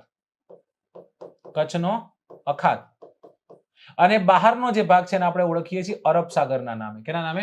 અરબ સાગરના નામે. રાઈટ? તો દ્વારકા પછીના આજે મીઠાપુર ને બધા રહ્યા. એક બંદરનું નામ આપણે લખી નાખીએ, એક જગ્યાનું નામ લખી નાખશું, જેનું નામ છે મીઠાપુર. આ મીઠાપુર શું કામ યાદ કરીશું દોસ્તો? મીઠાપુર ખાતે તાતા કેમિકલ્સ નામની એક ફેક્ટરી આવેલી છે. અને તાતા કેમિકલ્સ નામની એક ફેક્ટરી આવેલી છે, જે સોડા એસ છે, કોસ્ટિક પોટાશ છે, કોસ્ટિક સોડા છે, વગેરેનું ખૂબ સારું એવું ઉત્પાદન અહીંયા થતું આપણને જોવા મળે છે. ચલો ત્યાં સેજ સાઈડમાં વહી જવું છું, એક નાનકડો એવો સ્ક્રીનશોટ તમારે ખેંચવો હોય તો ખેંચી લ્યો. દોસ્તો જરૂરથી જણાવીશ કે અત્યારે રાત્રિના 3.5 કલાક છે અને 3.5 કલાકે રાત્રિના હું તમારા માટે રેકોર્ડિંગ કરી રહ્યો છું. આશા રાખું છું કે જ્યારે પણ આ વિડીયો લાઈવ થાય, જ્યારે પણ આ વિડીયો તમારી સમક્ષ આવે ત્યારે તમે એને મેક્સિમમ શેર કરતા રહેશો. રાઈટ, આખો 11 કે 10 કલાકનો જે વિડીયો થશે ખબર નહીં કેટલો થશે, પણ 10-11 કલાકનો આપણે વિડીયો બનશે. સંપૂર્ણ ગુજરાતની જીઓગ્રાફીને આપણે કવર કરવાનો અહીંયા આપણે પ્રયત્ન કરી ચૂક્યા છીએ અને જેટલું કવર થશે એટલું આપણે કવર કરશું દોસ્તો. રાઈટ, ચલો તો ત્યાંથી આપણે આગળ વધીએ. એ જ સૌરાષ્ટ્રના દરિયા કિનારાની જ્યારે આપણે વાત કરી રહ્યા છીએ ત્યારે દ્વારકા સુધીના દરિયા કિનારામાં આપણે કૂદકા મારી આવ્યા. હવે ત્યાંથી આપણે આગળ જવું છે અને આગળ જઈને કોને જોવું છે? અહીંયા શું હતું? અહીંયા હતું દ્વારકા. અહીંયા શું હતું? અહીંયા હતું કંડલા. તો કંડલાથી દ્વારકાનો દરિયા કિનારો જોઈ નાખ્યો, 100% જોઈ નાખ્યો. હવે દ્વારકાથી લઈને ક્યાં સુધીનો દરિયા કિનારો જોવાનો છે? વેરાવળ સુધીનો દરિયા કિનારો જોવો છે. એમાં દ્વારકા, પોરબંદર, જુનાગઢ અને ગીર સોમનાથ જેવા જિલ્લાઓનો સમાવેશ થશે. એટલે કેટલામાં નંબરનો ભાગ થશે? બીજા નંબરનો ભાગ થશે. સાહેબ આ બીજા નંબરનો ભાગ છે, કયા નામે આપણે આને ઓળખીશું? આને આપણે ઓળખીશું દ્વારકાથી વેરાવળ સુધીનો દરિયા કિનારો. દ્વારકાથી વેરાવળ સુધીનો દરિયા કિનારો કહેશું આને આપણે. હવે દ્વારકાથી વેરાવળ સુધીનો દરિયા કિનારો સરળ છે, ઊંડો છે, રાઈટ, સીધો છે. કોઈ એવી મોટી નદીઓ જે છે એ વારંવાર ખતમ નથી થતી. હા, ભાદર જેવી નદી ખતમ થાય છે એવું નથી જ ખતમ થતી. તો એમાં જ્યારે તમે આગળ ફરતા હશો ત્યારે પોરબંદર જિલ્લામાં એક બંદર જોવા મળશે અને એ બંદરનું નામ ખુદ પોરબંદર છે. પોરબંદર એક બંદર છે. હા સાહેબ, જરૂરથી બંદર છે. રાઈટ, બોર્ડેક્સ સીમા વિસ્તાર છે. એક 12માસી બંદર છે. ઉષ્ણકટિબંધીય ચક્રાવાતોના કારણે ઘણી વખત આ તૂટે છે. દોસ્તો 26-25 સાહેબ શું 26-25 2625 મીટર લાંબી એટલે 2 કિલોમીટર લાંબી થઈ સમુદ્રની અંદર એક દિવાલ બનાવવામાં આવેલી છે. રાઈટ, જેને આપણે બ્રેક વોટરના નામે ઓળખીએ છીએ. કેના નામે ઓળખીએ છીએ? બ્રેક વોટરના નામે ઓળખીએ છીએ. તો એ બ્રેક વોટર અહીંયા પોરબંદર એક ગુજરાતનું બ્રેક વોટર પોર્ટ છે. આવો પ્રશ્ન તમે કદાચ સાંભળ્યો છે. ઈસવીસન 1977ની સાલમાં ખૂબ ભયાનક એક વાવાઝોડું આવ્યું હતું જેના કારણે પોરબંદરને બહુ બધું નુકસાન થયું હતું. દોસ્તો એ પણ આપણે યાદ કરીશું, એ પણ યાદ રાખીશું, એ પણ મગજમાં ચડાવીશું કે ગુજરાત આખા ભારતની સૌથી પહેલી બોટ એમ્બ્યુલન્સની શરૂઆત પણ પોરબંદર ખાતેથી જ થઈ હતી. ગુજરાત મેરીટાઈમ બોર્ડ જીએમબી દ્વારા એલપીજીની સૌથી પહેલી આયાત જો કોઈ જગ્યા પર થઈ હોય દોસ્તો તો એ બંદર પણ કયું છે? એ બંદર પર પોરબંદર છે. આ પ્રશ્ન વારંવાર પૂછાઈ ગયો છે. રાઈટ, ચલો એ જ પોરબંદરનું એક બીજું બંદર છે. એ બંદરને આપણે નવી બંદરના નામે ઓળખીએ છીએ. કોઈ ખાસ વિશેષતા નથી, પણ આ નવી બંદરથી લઈ માણાવદર સુધીના વિસ્તારને આપણે ઘેડ પ્રદેશના નામે ઓળખીએ છીએ. અહીંયા જ તે વચ્ચે એક રમણીય દરિયા કિનારો ફરવા જેવો આવે અને એને આપણે માધવપુરના દરિયા કિનારાના નામે ઓળખીએ છીએ. એના દરિયા કિનારાના નામે ઓળખી માધવપુર. અને આ માધવપુર ભગવાન શ્રી કૃષ્ણના વિવાહ સાથે જોડાયેલી એક જગ્યા છે કે માધવપુરનો માંડવો જાદવ કુળની જાન પરણે રાણી રૂકમણી ત્યાં વરદુલા ભગવાન. તો આ માધવપુર જે છે એ માધવપુર મધુવંતી નામની નદીના કિનારે એક સમયે આ માધવપુર નામનું એક ગામ વસેલું હતું અને એ જગ્યા પર ભગવાન શ્રી કૃષ્ણ છે રૂકમણીજી સાથે વિવાહ સંબંધથી જોડાય છે. તો માધવપુરનો દરિયા કિનારો રમણીય અને ફરવા જેવો દરિયા કિનારો છે. જ્યારે દ્વારકાની વાત કરવામાં આવે તો દ્વારકામાં એક દરિયા કિનારો છે જેનું નામ છે શિવરાજપુર બીચ. તમને બધાને જાણ છે કે ગુજરાતનો પ્રથમ બ્લુ ફ્લેગ મેળવનારો બીચ છે. રાઈટ, કે એ બીચની જે સુવિધાઓ, એ બીચ જે છે એની સ્વચ્છતા, એની ચોખ્ખાઈ, એના જે પેરામીટર્સ છે એ પેરામીટર્સને પાસ કરી અને શિવરાજપુર ગુજરાતનું પ્રથમ બ્લુ ફ્લેગ ધરાવતું એક આખો વિસ્તાર છે અથવા તો એક એવું બીચ છે. બીચ એટલે રમણીય દરિયા કિનારો, સહેલાણીઓ માટે લોકો જાય અને આનંદ કરે, એને આપણે બીચ કહેશું. ઓકે, ચલો તો માધવપુરની વાત કરી. આજ માધવપુરથી આગળ વધશો એટલે હવે આપણે ક્યાં ગયા? હવે આપણે જુનાગઢ જિલ્લામાં જઈ રહ્યા છીએ. આ કયા જિલ્લામાં હતા? પોરબંદર જિલ્લામાં. જુનાગઢ જિલ્લામાં જેવા જાવ એટલે જુનાગઢ જિલ્લામાં જતા જ તે તમને સૌથી પહેલા હું ભટકાય? ચોરવાડ ભટકાય. ચોરવાડનો દરિયા કિનારો. આ ચોરવાડનો દરિયા કિનારો આમ ખાસ કઈ જાણીતો નથી, પણ હા, આ ચોરવાડ ખાતે તમને બધાને જાણ છે કે નાળિયેરનું ખૂબ સારું એવું ઉત્પાદન થાય છે. આ ચોરવાડ જે છે એ ચોરવાડનું એક નૃત્ય જેને આપણે ટિપ્પણીના નામે ઓળખીએ છીએ એ જાણીતું છે. આ ચોરવાડના કુકસવાડા નામના ગામના ધીરુભાઈ હતા, ધીરુભાઈ અંબાણી. આ ચોરવાડ જે છે, ચોરવાડ ખાતે જુનાગઢના નવાબનો મહેલ આવેલો છે, મોહબ્બત ખાનનો. રાઈટ, છેલ્લો રાજા મોહબ્બત ખાન ત્રીજો અહીંયા રહ્યો હતો, પછી ગયો ઈ ગયો, બરાબર ને, ભાગવું પડ્યું હતું ભાઈને. ઓકે, તો એવું નવી બંદરની વાત કરી, એવા ચોરવાડની વાત કરી, ત્યાંથી કદાચ આપણે આગળ વધીએ દોસ્તો, તો આપણને ફરી એક ખૂબ સુંદર એવી જગ્યા જોવા મળશે જેનું નામ માંગરોળ છે. આ માંગરોળ પણ એક બંદર છે, માંગરોળ પણ એક મત્સ્ય બંદર છે. મત્સ્ય બંદરની સાથે આ માંગરોળ શેના માટે જાણીતું છે? ફરી એક વખત દોસ્તો, નાળિયેર અહીંયા પણ આપણે લેશું. તમે નાળિયેર પાણી પીવા જાઓ અને કદાચ પૂછો કે ક્યાંના છે, એટલે તરત એમ કહેશે કાં ચોરવાડ નામ દેશે ને કાં માંગરોળ નામ દેશે. આ બે જગ્યાઓ એવી છે જે નાળિયેર પાણી માટે ખૂબ જાણીતી છે, એટલા માટે તે પૂછાતું હોય ને, એમ નામ તો પૂછાય નહીં છે. ઓકે, ચલો સરજી દંડ. તો હવે ત્યાંથી આગળ જતા હવે સોમેશ્વર દાદાની જગ્યા આપણે ગીર સોમનાથ જિલ્લામાં જઈ રહ્યા છીએ. અને એ ગીર સોમનાથ નામના જિલ્લામાં એક બંદર, એટલે એક ખુદ સોમનાથ બંદર. કયું બંદર છે દોસ્તો? સોમનાથ બંદર. આ સોમનાથ બંદર કે જેનું વર્ણન આપણને ઘણા બધા પ્રાચીન ગ્રંથોમાં જોવા મળે છે. દોસ્તો, સમજવા જેવી વાત છે આ. હું તમને કોઈ મગજમાં ચડાવું છું કે ઈસવીસન પૂર્વે 5મી સદી કે 4થી સદી કે 3જી સદી, એ સમય દરમિયાન લખેલા જે આપણને જે વૈદિક ગ્રંથો મળે છે, એમાં આપણને એ સોમનાથ ખાતે આવેલા એક સ્થળનું વર્ણન કરેલું છે. અને સ્થળ એટલે શું દોસ્તો? સોમનાથથી લઈ અને દક્ષિણ ધ્રુવ સુધી સીધો પટ્ટો મારો ને, તો એ આખા વિસ્તારમાં કોઈ ભૂમિભાગ આવતો નથી.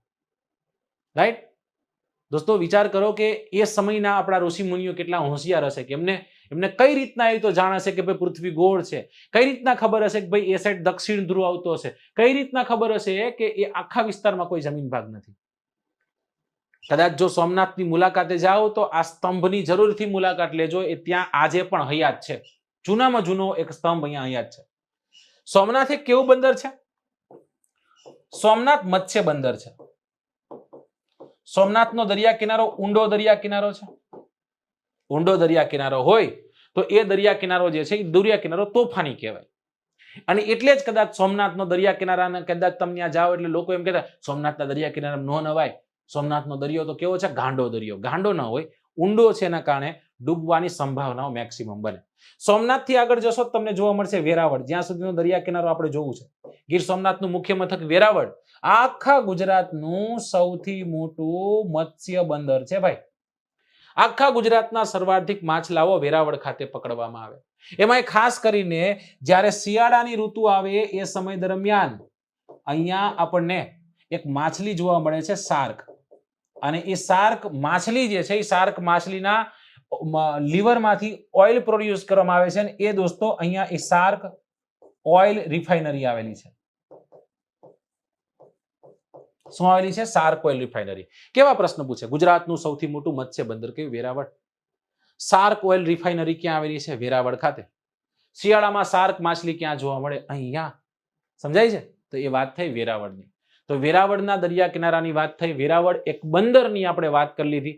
ત્યાંથી આપણે આગળ જઈએ છીએ. આમ જોઈએ તો હજી ઘણું બધું જોઈ શકીએ, કેમ કે અહીંયા એક બહુ સારી એવી જગ્યા આવેલી છે. આની જગ્યાનું નામ છે દીવ. રાઈટ? હા, એક એવી જગ્યા છે કે ત્યાંથી ગાડી જતી હોય તો સીધી જતી હોય, પણ આવતી હોય ત્યારે આમ ખરતી આવતી હોય. ભારતનો એક કેન્દ્ર શાસિત પ્રદેશ દીવ દમણ દાદરા નગર હવેલી, એમાં એ દીવ જે છે દોસ્તો, એ દીવ આપણને અહીંયા જોવા મળશે. અને એવું કહેવાય છે કે રેતીનો ઢૂંઓ જે છે એ ઢૂંઆ બેસી જવાના કારણે દીવ જે છે એ દીવનું નિર્માણ થયું. અહીંયા આવેલો નાગવા બીચ ખૂબ સુંદર બીચ છે. વારંવાર ગુજરાતના લોકો નાગવા બીચની મુલાકાત લે છે. દોસ્તો યાદ રાખજો, 100% પુનઃ પ્રાપ્ય ઉર્જાથી ચાલતું ભારતનું પહેલું પ્રથમ સ્માર્ટ સિટી જો કોઈ બન્યું હોય તો એ પણ દીવને માનવામાં આવે છે. કેને માનવામાં આવે છે? દીવને. દીવની જૂની જેલ પણ જોવા જેવી છે. ઓકે, ચલો તો ત્યાંની વાત કરી. હવે ત્યાંથી આગળ જઈ વેરાવળથી લઈ ગોપનાથ સુધીના દરિયા કિનારાની આપણે વાત કરીશું. કેની વાત કરવાની છે? અહીંયા આવેલું હતું વેરાવળ. આ વેરાવળથી ઉપડવાનું છે અને એ અહીંયા આવેલું છે ગોપનાથ. અહીંયા અહીંયા સુધીના દરિયા કિનારાની આપણે વાત કરવાની છે. અહીંયા શું આવેલું છે? ગોપનાથ આવેલું છે. અહીંયા શું આવેલું છે? વેરાવળ આવેલું છે. વેરાવળ એટલે તો સોમનાથ, ગીર સોમનાથ. ગીર સોમનાથના લગભગ જિલ્લાઓની આપણે વાત કરી લીધી છે. લગભગ બંદરોની વાત તો કરી લીધી છે. તો હવે અમરેલી જિલ્લાના બંદરોની વાત કરવાની અહીંયા બાકી રહી જશે, જે આપણે લઈ લઈએ અત્યારે. વેરાવળથી લઈ ગોપનાથ સુધીનો દરિયા કિનારો. વેરાવળથી લઈ અને ગોપનાથ સુધીના દરિયા કિનારાની આપણે વાત કરવાની છે. ચલો સરજી, શરૂ થઈ જાવ. વેરાવળથી લઈ ગોપનાથ સુધીનો દરિયા કિનારો જે છે એ દરિયા કિનારામાં જો તમે અમરેલી જિલ્લામાં જાઓ તો ખૂબ સુંદર એવું એક પોર્ટ જોવા મળશે. એનું નામ છે પીપાવાવ. એક સમયે આનું નામ હતું આલ્બર્ટ વિક્ટર અથવા તો વિક્ટર પોર્ટ. શું નામ હતું દોસ્તો? Victor port. શું કામ? તો કે ભાવનગરના રાજાએ એક ઇજનેરને બનાવ્યો હતો નીલમબાગ પેલેસ બનાવવા માટે. એનું નામ હતું સિમ્સ. અને અચાનક જ તે સિમ્સ જે છે એ સિમ્સ અવસાન પામે છે અને વેલ્સના રાજકુમાર જેનું નામ હતું આલ્બર્ટ વિક્ટર એ એની છેલ્લી વિધિ માટે ગુજરાત આવે છે અને એમના માનમાં એનું નામકરણ વિક્ટર પોર્ટ કરી દેવામાં આવે છે. કોળી સમાજના સંત દાદા પીપા જે છે એ પીપા ના એક કટાક્ષ ભર્યા દુહાથી પછી આનું નામકરણ પીપા વાવ થાય છે. આ પીપા વાવ એટલે ગુજરાતનું સૌથી પહેલું, ગુજરાતનું પ્રથમ ખાનગી બંદર છે. સાહેબ ખાનગી બંદર એટલે એમાં ખાનગી વહીવટ થતો હોય ના, પ્રાઇવેટ પોર્ટ કહેવાય, જે બૂટ નીતિ અંતર્ગત તૈયાર થયું હતું. કઈ નીતિ અંતર્ગત? બૂટ નીતિ અંતર્ગત. સાહેબ બૂટ નીતિ અંતર્ગત એટલે build on operate and transfer. Build on operate and transfer. બનાવો, તમારું કરો, ઓપરેટ કરો. તમારો જે મનસૂબો હતો, તમે જે પણ પૈસાની આશાએ હતા, તમે જે ટેન્ડર ભર્યું હતું પૂરું થાય એટલે સરકારને તમે આપી દો. સમજાય છે? એ બૂટ નીતિ અંતર્ગત તૈયાર થયેલું આ એક બંદર છે. પીપાવાવ પોર્ટની આપણે વાત કરી. પીપાવાવથી આપણે આગળ જઈએ દોસ્તો એટલે એ જ અમરેલી જિલ્લામાં આપણને જાફરાબાદ જોવા મળશે. ફરી એક વખત આ જાફરાબાદ એક મત્સ્ય બંદર છે. જાફરાબાદમાં માછલાઓ ખૂબ સારી માત્રામાં પકવવામાં આવે છે. ત્યાંથી આગળ જશું એટલે હવે ભાવનગર જિલ્લાની શરૂઆત થઈ ગઈ છે અને ભાવનગર જિલ્લામાં એક બંદર જોશું અને એ બંદર એટલે ગોપનાથનો દરિયા કિનારાની આગળ આવેલું એક બંદર જેને આપણે કહીએ છીએ ઘોઘાનો દરિયા કિનારો. કેનો દરિયા કિનારો? ઘોઘાનો દરિયા કિનારો. શું કામ યાદ રાખવાનો છે? વારાફરતી વારા લઈ લઈએ. જો પેલા ભાવનગર જિલ્લાની વાત કરીએ છીએ. એ ભાવનગર જિલ્લામાં સૌથી પહેલા તો અલંગ લઈ લેવું જોઈએ. ચાલો અલંગને લઈ લઈએ. અલંગ એટલે વિશ્વનું સૌથી મોટું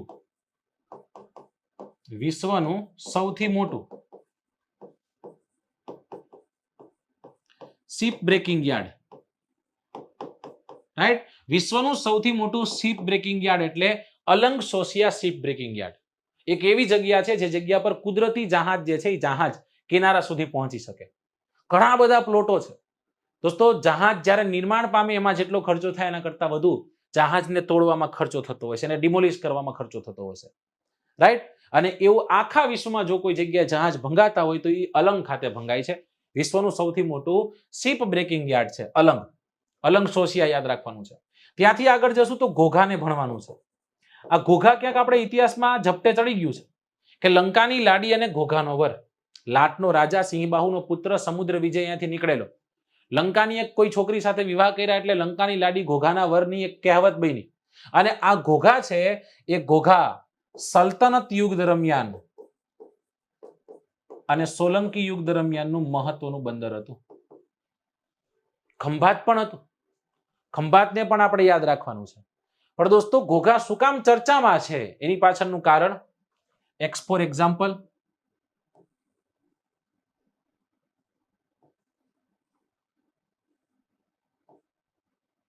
આવી રીતે કંઈક ગુજરાત છે. હવે અહીંયા આવેલું છે ઘોઘા, અહીંયા આવેલું છે સુરત. ભાવનગર અને સુરત બે એવા જિલ્લાઓ છે જે આમ જોઈએ ને તો જોડાયેલા છે હીરા ઉદ્યોગ સાથે.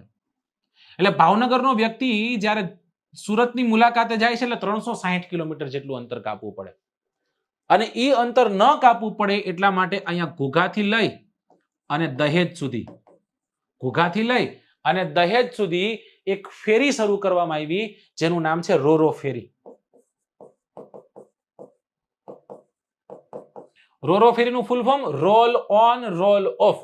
એક એવું મોટું તોતિંગ જહાજ હશે, એમાં બેસી જવાનું, સામે ઉતાર દે એટલે ઉતરી જવાનું. સાહેબ ઈ તો નાના નાના હોડકામાં જ હોય, જવાય ને. તમારો ટ્રક ન લઈ જવા દે, આમાં ટ્રક ચાલે. રોલ ઓન, ટ્રકને ઉપર ચડાવી દેવાનું, સામે ઉતરી જાય. જે પૈસા થતા હોય દઈ દેવાના. સમજાય છે? એક છોકરો કે સાહેબ પૈસા અલગ અલગ હોય, મુગધા 300 રૂપિયા તમારી ટિકિટ, નાની એવી ગાડી છે 1200 રૂપિયા. તો કે સાહેબ આપણે એવું કર્યું હોય, મેં પૂછું તો કે ગાડીમાં 5 જણા બેસી ગયા હોય, બસ ગાડી ચડાવી દીધી હોય તો 1200 લે. મેં કીધું ના, કાટલો પકડીને બહાર કાઢે, ઢળીને 5 ના વસૂલ કરે, 5 તેરીને 1500 રૂપિયા ઈ લે, 1200 બીજા, 2700 પછી દંડ દે અલગ. સમજાય છે? તો એવી રીતના આ ઘોઘાથી લઈ અને દહેજ સુધી રોરો ફેરી ચાલુ થઈ છે. શું ચાલુ થઈ દોસ્તો? રોરો ફેરી. 31 કિલોમીટરનું અંતર થઈ જાય. 360 માં સીધું 31 કિલોમીટરનું અંતર. મોદી સાહેબ તો મોદી સાહેબ જ છે. એને પછી સરસ રીતના આનાથી કાર્બન ઉત્સર્જન ઘટશે, મહત્વનો સમય બચશે, આપણા ખટારા ચાલકો ને 360 કિલોમીટર અંતર નહીં કાપવું પડે, એટલા માટે આ આમ છે તેમ છે. 2016માં ઉદ્ઘાટન કર્યું, બરાબર. તો એવું અહીંયા રોરો ફેરી જે છે એ રોરો ફેરી કાર્યરત બની છે. ઓકે, આટલું આપણે યાદ રાખવાનું છે. એ જ ઘોઘાથી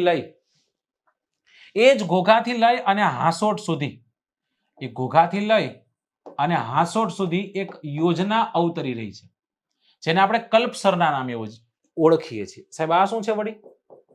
નવું આવ્યું કલ્પસર. કલ્પસર એક એવી યોજના છે જેને આપણે કૃત્રિમ સરોવર કહેશું. અચ્છા સાહેબ, શું કામ બનાવવાનું? જલ્દી કયો, જલ્દી. જો અહીંયાથી એક નદી ખતમ થાય સાબરમતી, અહીંયા એક ખતમ થાય મહી, મોટી નદી હો સાહેબ બે. અહીંયા નર્મદાને કેનાલથી અહીંયા પહોંચાડવામાં આવી હાંસોટ થઈ. તો ભારતની મોટી નદીઓ જે અરબ સાગરમાં જઈને સમાપ્ત થાય, ખંભાતના અખાતમાં જઈને સમાપ્ત થાય, એનું પાણી વેસ્ટ જાય છે. હવે એને અહીંયા એક એવો બ્રિજ બનાવી દેવામાં આવે, રાઈટ. અહીંયા એક એવો પાળો બનાવી દેવામાં આવે અને કૃત્રિમ રીતના પાણીને અહીંયા રોકવામાં આવે. એક સમય દરમિયાન આ ખારું પાણી પછી મીઠા પાણીમાં કન્વર્ટ થઈ જવાનું છે. એ મીઠા પાણીનો ઉપયોગ આખા સૌરાષ્ટ્રને સિંચાઈ માટે થશે. ગુજરાતના ઘણા ખરા વિસ્તારમાં સિંચાઈનો લાભ બહુ સરસ રીતના મળશે. એવું એક તળાવ, એવું એક સરોવર જેને આપણે કલ્પસરના નામે ઓળખીએ છીએ. કેના નામે ઓળખીએ છીએ? કલ્પસરના નામે આપણે ઓળખીએ. વધુ વિગતે ચર્ચા નથી કરતો, એક વખત સર્ચ કરજો, કારણ કે 10 કલાકમાં આખી ગુજરાતની જીઓગ્રાફી ભણવાની છે આપણે. તો 64 કિલોમીટર લાંબો એક બંધ અહીંયા બંધવામાં આવશે અને એને આપણે કલ્પસર યોજનાના નામે ઓળખીએ. કેના નામે ઓળખીએ? કલ્પસર. આનાથી ગુજરાતનો જે મીઠા પાણીની જરૂરિયાત છે એની 25% જેટલી જરૂરિયાત સંતોષાશે એવું કહેવાય છે. સૌરાષ્ટ્રના અલગ અલગ 39 જેટલા તાલુકાને આ સિંચાઈનો લાભ મળશે. જ્યાં મોજાઓ ઉત્પન્ન થાય છે, મોજાઓ આવે છે, એ મોજાઓથી વીજળી ઉત્પન્ન કરવામાં આવશે. ઉપર સોલર પેનલ ફિટ કરવામાં આવશે, સૂર્યપ્રકાશમાંથી એનર્જી પ્રોડ્યુસ થશે. ટર્બાઇન, ત્યાં કદાચ પવનચક્કીઓ પણ ગોઠવવામાં આવે, ત્યાંથી વિન્ડ એનર્જી જે છે એને આપણે ઇલેક્ટ્રિસિટી તરીકે ઉપયોગમાં લેશું પછી. તો એવી એક યોજના જેને આપણે કલ્પસરના નામે ઓળખીએ છીએ, એવી એક યોજના આપણે ભણ્યા હતા, એવી એક યોજના આપણે સમજ્યા. ચલો, તો આગળ જતા જતા હવે એક બંદરની વાત કરી નાખીએ અને એ બંદર એટલે ભાવનગર. ભાવનગરની સ્થાપના ભાવસિંહજી બીજા અને તખ્તસિંહજીના ફાળે જાય છે, રાઈટ. ભાવનગર બંદર એક ગુજરાતનું લોકગેટ પોર્ટ છે. કેવું પોર્ટ છે દોસ્તો? લોકગેટ પોર્ટ છે. આ વાતને નોંધવાની છે. તો ગોપનાથના દરિયા કિનારા સુધીની વાત કરી. છેલ્લે ગોપનાથનો દરિયા કિનારો તમને બધાને જાણ છે કે અહીંયા આપણને ખૂબ સુંદર એવું એક દેવાલય જોવા મળશે જેનો ભવ્ય ઇતિહાસ છે, રાઈટ. જેને આપણે નિષ્કળંક મહાદેવનો મેળો કહીએ છીએ. એ મેળો અહીંયા કોડિયાક ખાતે ભરાય. ક્યાં ભરાય દોસ્તો? કોડિયાક ખાતે ભરાય છે.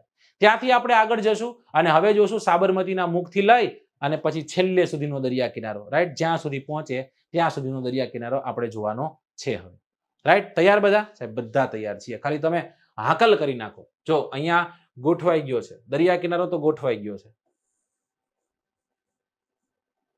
આ ગોપનાથ છે.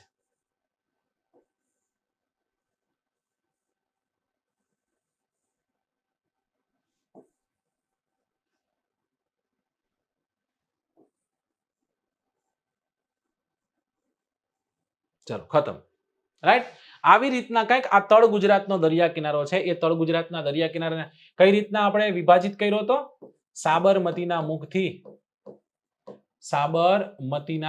મુખથી લઈ અને છેલ્લે ક્યાં સુધીનો દરિયા કિનારો? ઉમરગામ સુધીનો દરિયા કિનારો. છેલ્લે સુધી લડી લેવાની વાત છે હવે અહીંયા. સાહેબ આ દરિયા કિનારો કેવો છે જોઈને ખબર પડી જાય સાહેબ આ તો ખાંચા ખૂંચી વાળો છે. શું કામ ખાંચા ખૂંચી વાળો છે? તો કે અહીંયા ઘણી બધી નદીઓ ખતમ થાય. જેમ કે સાબરમતી નદી અહીંયા એક ખાડી બનાવે જેને આપણે કોપાલાની ખાડી કહીએ છીએ. મહી નદી અહીંયા એક ખાડી બનાવે જેને આપણે વોહરાની ખાડી કહીએ છીએ. કેની ખાડી કહીએ છીએ? વોહરાની ખાડી. રાઈટ. અને જ્યારે નર્મદા આવે ત્યારે નર્મદા એક ખાડીનું નિર્માણ કરે. તો ઘણી બધી ખાડીઓ ખાંચા ખૂંચી વાળો દરિયા કિનારો આપણને જોવા મળશે. એમાં અહીંયા સૌથી પહેલું બંદર જોશું આણંદ જિલ્લામાં જ્યારે આપણે આવીએ, અમદાવાદ જિલ્લામાં આવીએ એટલે અમદાવાદ જિલ્લામાં સૌથી પહેલા આપણને જોવા મળશે ધોલેરા. આ ધોલેરા શું કામ યાદ કરીશું? તો કે ધોલેરા SIR માટે યાદ કરીશું. SIR બોલે તો special investment region. Mumbai Delhi industrial corridor ઉપર આવેલી આ જગ્યા ઇન્વેસ્ટમેન્ટ હબ તૈયાર થાય છે. એક ખૂબ સુંદર એવું સ્માર્ટ સિટી તૈયાર થાય છે. 2009ની સાલમાં ધોલેરા SIR એક્ટ ઘડવામાં આવ્યો હતો. એના અંતર્ગત આ પ્રોજેક્ટ મોદી સાહેબનો ડ્રીમ પ્રોજેક્ટ જે 2009ની સાલનો ડ્રીમ પ્રોજેક્ટ છે. રાઈટ. કેન્દ્રમાં સરકાર નથી, 2014માં આવે, 2014 પછી લીલી ઝંડી મળે અને અત્યારે L&T લાર્સન એન્ડ ટુડ્રો નામની કંપની ખૂબ ઝડપથી તૈયાર કરી રહ્યું છે અને 2024ની સાલમાં આ તૈયાર થઈ જશે એવું કહેવાય છે. બરાબર. તો ધોલેરા SIR એટલે એશિયાનું સૌથી મોટું SIR અને પહેલું SIR. ધોલેરા પછી આગળ જશું આપણે જોશું ખંભાતનો દરિયા કિનારો. ખંભાતનો દરિયા કિનારો આવે ને એટલે બે પ્રશ્ન અહીંયા યાદ આવે આપણને. તમને કદાચ પ્રશ્ન પૂછે કે ગુજરાતનું સૌથી જૂનું બંદર કયું? તો ગુજરાતનું સૌથી જૂનું બંદર એટલે લોથલ. પણ એવો પ્રશ્ન પૂછે ગુજરાતનું સૌથી જૂનું હયાત બંદર કયું? આજે પણ હોય એવું. તો ગુજરાતનું સૌથી જૂનું હયાત બંદર જ્યારે પૂછે છે ત્યારે કવિએ આન્સર શેનો કરવાનો છે? ત્યારે આપણે આન્સર દેવાનો છે હયાત બંદર છે. એટલા માટે આપણે શું કહેશું દોસ્તો? આપણે કહેશું કે એક ખંભાત છે જેને આપણે સ્તંભ તીર્થના નામે ઓળખીએ છીએ. રાઈટ. જેનું હલવાસન વખણાય, જેની સૂતર ફેણી વખણાય, જેનો ભગવાન પતંગ ભંડાર વખણાય, જેના અકીક ઉદ્યોગો વખણાય, જે જગ્યા પર અકબર નામના રાજાએ સૌપ્રથમવાર દરિયા દર્શન કર્યું હતું એવા ખંભાતની આપણે વાત કરી રહ્યા છીએ. એ ખંભાતથી આગળ જશો એટલે અહીંયા એક તમને બંદર જોવા મળશે અને એ બંદરનું નામ છે કાવી. સાહેબ કાવી, હા કાવી કંબોય આવું કંઈક અમે ભણ્યા તો છીએ સાહેબ, પણ બધું બાષ્પીભવન થઈ ગયું છે. રાઈટ. કયા બંદરની વાત કરી રહ્યા છીએ? કાવી બંદરની વાત કરી રહ્યા છીએ. કાવી બંદર દોસ્તો ભરૂચમાં આવેલું આ બંદર છે અને આ બંદર જે છે એ બંદર ધીમે ધીમે નામશેષ થઈ રહ્યું. શું કામ? તો કે મહી નામની નદી છે. એ મહી નદીના નિક્ષેપોના કારણે કાવી બંદર ધીમે ધીમે નષ્ટ થઈ રહ્યું છે અને આપણે યાદ રાખવાનું છે. યાદ રહે કે નહીં? બધું યાદ રહેશે. ત્યાંથી આગળ જઈએ, ત્યાંથી આગળ જશું એટલે હવે આપણે ગયા ભરૂચમાં. રાઈટ. ભરૂચ જિલ્લો અને એ ભરૂચ, આ ભરૂચ એટલે એક સમયનું, આ ભરૂચને કયા નામે ઓળખવામાં આવતું? બારી ગાઝાના નામે ઓળખવામાં આવતું. અચ્છા સાહેબ, બારી ગાઝાનો મતલબ શું થતો હશે? કહું, ગાઝા તરફની બારી એટલે મક્કાનું પ્રવેશ દ્વાર નહીં. બારી ગાઝાનો અર્થ થાય છે ઊંડો ખજાનો. શું થાય? ઊંડો ખજાનો. બરાબર. મક્કા બારી નહીં, એ અલગ છે. ભરૂચ જે છે જેને ભૃગુ કચ્છ કહીએ છીએ, ભાંગ્યું તો એ ભરૂચ કહીએ છીએ, જે ખારીસિંગ માટે જાણીતું છે. બહુ જૂનું એક બંદર છે. નર્મદા નામની નદી જે છે એના કિનારે વસેલું છે. ત્યાંથી આગળ આવીએ તો એ જ ભરૂચથી આગળ જતા દહેજ આવશે. કઈ જગ્યા પર? અહીંયા તમને જોવા મળશે. લેવાય નહીં અને દેવાય નહીં. ત્યાંથી આગળ આવો એટલે સુરત. આમ જોઈએ તો સુરત દરિયા કિનારે નથી પણ દરિયાથી બહુ નજીકમાં છે. આ સુરતને કહેવાય છે મક્કાનો, આ સુરતને કહેવાય છે મક્કાનો પ્રવેશ દ્વાર. મક્કાનું પ્રવેશ દ્વાર એટલે કે બાબુલ મક્કા. એટલે કે બાબુલ મક્કા. જેનું નિર્માણ ક્યારે થયું હશે ભગવાન જાણે, પણ દોસ્તો ઔરંગઝેબના સમય દરમિયાન સુરત બંદરનો ખરો વિકાસ થયો હતો એવું કહેવાય છે. અહીંયાથી હજ પડવા માટે મુસ્લિમ મિત્રો જે છે જતા હતા એવું કહેવાય છે. રાઈટ. તો સુરતની વાત કરી, દહેજની વાત કરી, ભરૂચની વાત કરી દોસ્તો. હવે વાત કરીએ છીએ સુરતની, તો સુરત જે છે સુરત તાપી અને એ તાપી નદીના મુખમાં આવેલું એક બંદર જેનું નામ છે મગદલ્લા. સુરત જિલ્લામાં જ છે એટલે યાદ રાખવાનું છે. આ પ્રશ્ન પૂછાઈ ગયો છે કે તાપી નદીના મુખની અંદર આવેલું બંદર, તાપી નદીના મુખની અંદર આવેલું બંદર એટલે મગદલ્લા. જ્યારે આ દહેજ ભરૂચની વાત કરીએ તો ત્યાં એક બંદર છે, એક બેટ છે સોરી, અને એને આપણે ઓળખીએ છીએ આલિયા બેટના નામે. કેના નામે ઓળખીએ છીએ? આલિયા બેટ. સાહેબ વિશેષતા હોય તો કઈ કહેજો. આલિયા બેટની જબરી વિશેષતા છે ભાઈ. આલિયા ભટ્ટ નહીં, નવા સમાચાર હે નહીં, આલિયા બેટની વાત છે. ભારત આખાનું સૌ પ્રથમ દરિયાઈ પેટ્રોલિયમ અહીંયાથી મળી આવ્યું હતું. કેવું પેટ્રોલિયમ? દરિયાઈ પેટ્રોલિયમ આપણને અહીંયાથી મળી આવ્યું હતું. ઓકે, ચલો સરજી ડન. આલિયા બેટની આપણે વાત કરી, મગદલ્લા બંદરની વાત કરી. આગળ જતા જતા જતા જતા છેલ્લો દરિયા કિનારો એટલે ઉમરગામનો દરિયા કિનારો. આ જ ઉમરગામ કે જે જગ્યા પર વૃંદાવન સ્ટુડિયો આવેલો છે. કયો સ્ટુડિયો આવેલો છે? વૃંદાવન સ્ટુડિયો, કે જે જગ્યા પર રામાયણ મહાભારત જેવા શૂટિંગ થયેલા છે દોસ્તો. ઓકે, તો આ ગુજરાતના દરિયા કિનારાનો જે દક્ષિણનો ભાગ છે, તળ ગુજરાતનો દરિયા કિનારો છે, જે 351 કિલોમીટરનો લાંબો ભાગ છે ને આપણે ભણવાનો પ્રયત્ન કર્યો. દોસ્તો ઘણી વખત કેવા પ્રશ્ન પૂછાય છે? ઘણી વખત પ્રશ્ન પૂછાય છે બેટના. ઘણા બધા બેટ છે, હું તમને કહું, જેમ કે શંખોદ્વાર બેટ, જેમ કે પંચનાદ બેટ, જેમ કે ભેડા બેટ, જેમ કે નવરા બેટ, જેમ કે બેટ દ્વારકા. તો આ બધા કયા જિલ્લામાં સ્થિત છે? તમે તરત કહેશો સાહેબ લખો દ્વારકા. હા કે ના? હા સાહેબ. પણ એવું પૂછે છો સુલતાનપુર બેટ,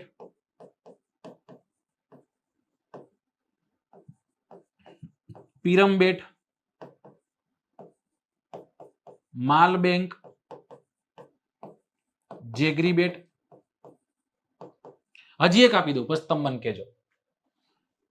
સુલતાનપુર છે, પીરમ છે, માલ બેંક છે અને જેગરી બેટ છે. આ બેટો જે છે એ બેટો કઈ જગ્યા પર સ્થિત છે તમારે મને કહેવાનું છે. બરાબર? ત્યાંથી આગળ જઈએ. ભાવનગર અને અમરેલીના આ બેટો છે. હું તમને કહી દઉં, તમારા કમેન્ટ બોક્સમાં ખાલી મને આન્સર કરવાનો છે કે સાચો આન્સર જે છે એ સાચો આન્સર શું હોઈ શકે. જો સુલતાનપુર, પીરમ, માલ બેંક, જેગરી બેટ વગેરે વગેરે વગેરે. આવ્યું? યાદ આવ્યું? સુલતાનપુર, પીરમ બેટ, માલ બેંક અને જેગરી બેટ, આ બધું આપણને જોવા મળશે ભાવનગર જિલ્લામાં. કયા જિલ્લામાં જોવા મળશે દોસ્તો? આપણને જોવા મળશે ભાવનગર જિલ્લામાં જોવા મળશે. ડન? ચલો. ત્યાર પછી એવું પૂછે કે આલિયા બેટ કઈ જગ્યા પર છે? તમે તરત કહેવાના છો કે સાહેબ ભરૂચમાં છે.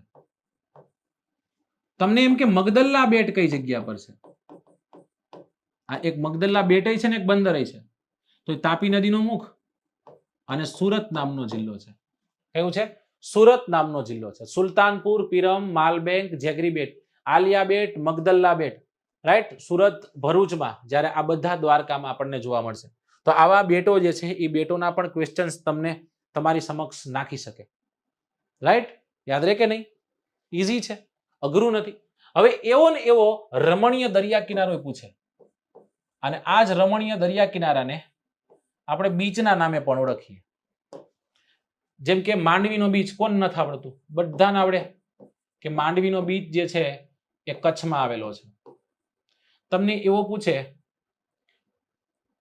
કે માધવપુરનો બીચ ક્યાં, એટલે તરત તમે કહેશો કે માધવપુર જે છે એ ફરવાલાયક દરિયા કિનારો પોરબંદરમાં છે. તમને એવો પ્રશ્ન પૂછે કે ડુમ્મસ કઈ જગ્યા પર આવેલું છે? તમને એમ પૂછે તિથલ કઈ જગ્યા પર આવેલું છે? તમને એમ પૂછે દાંડી કઈ જગ્યા પર આવેલું છે? ડુમ્મસ, તિથલ અને દાંડી. દાંડી તો તરત તમને ખબર પડી જવાની છે, દાંડી નવસારીમાં છે. બરાબર?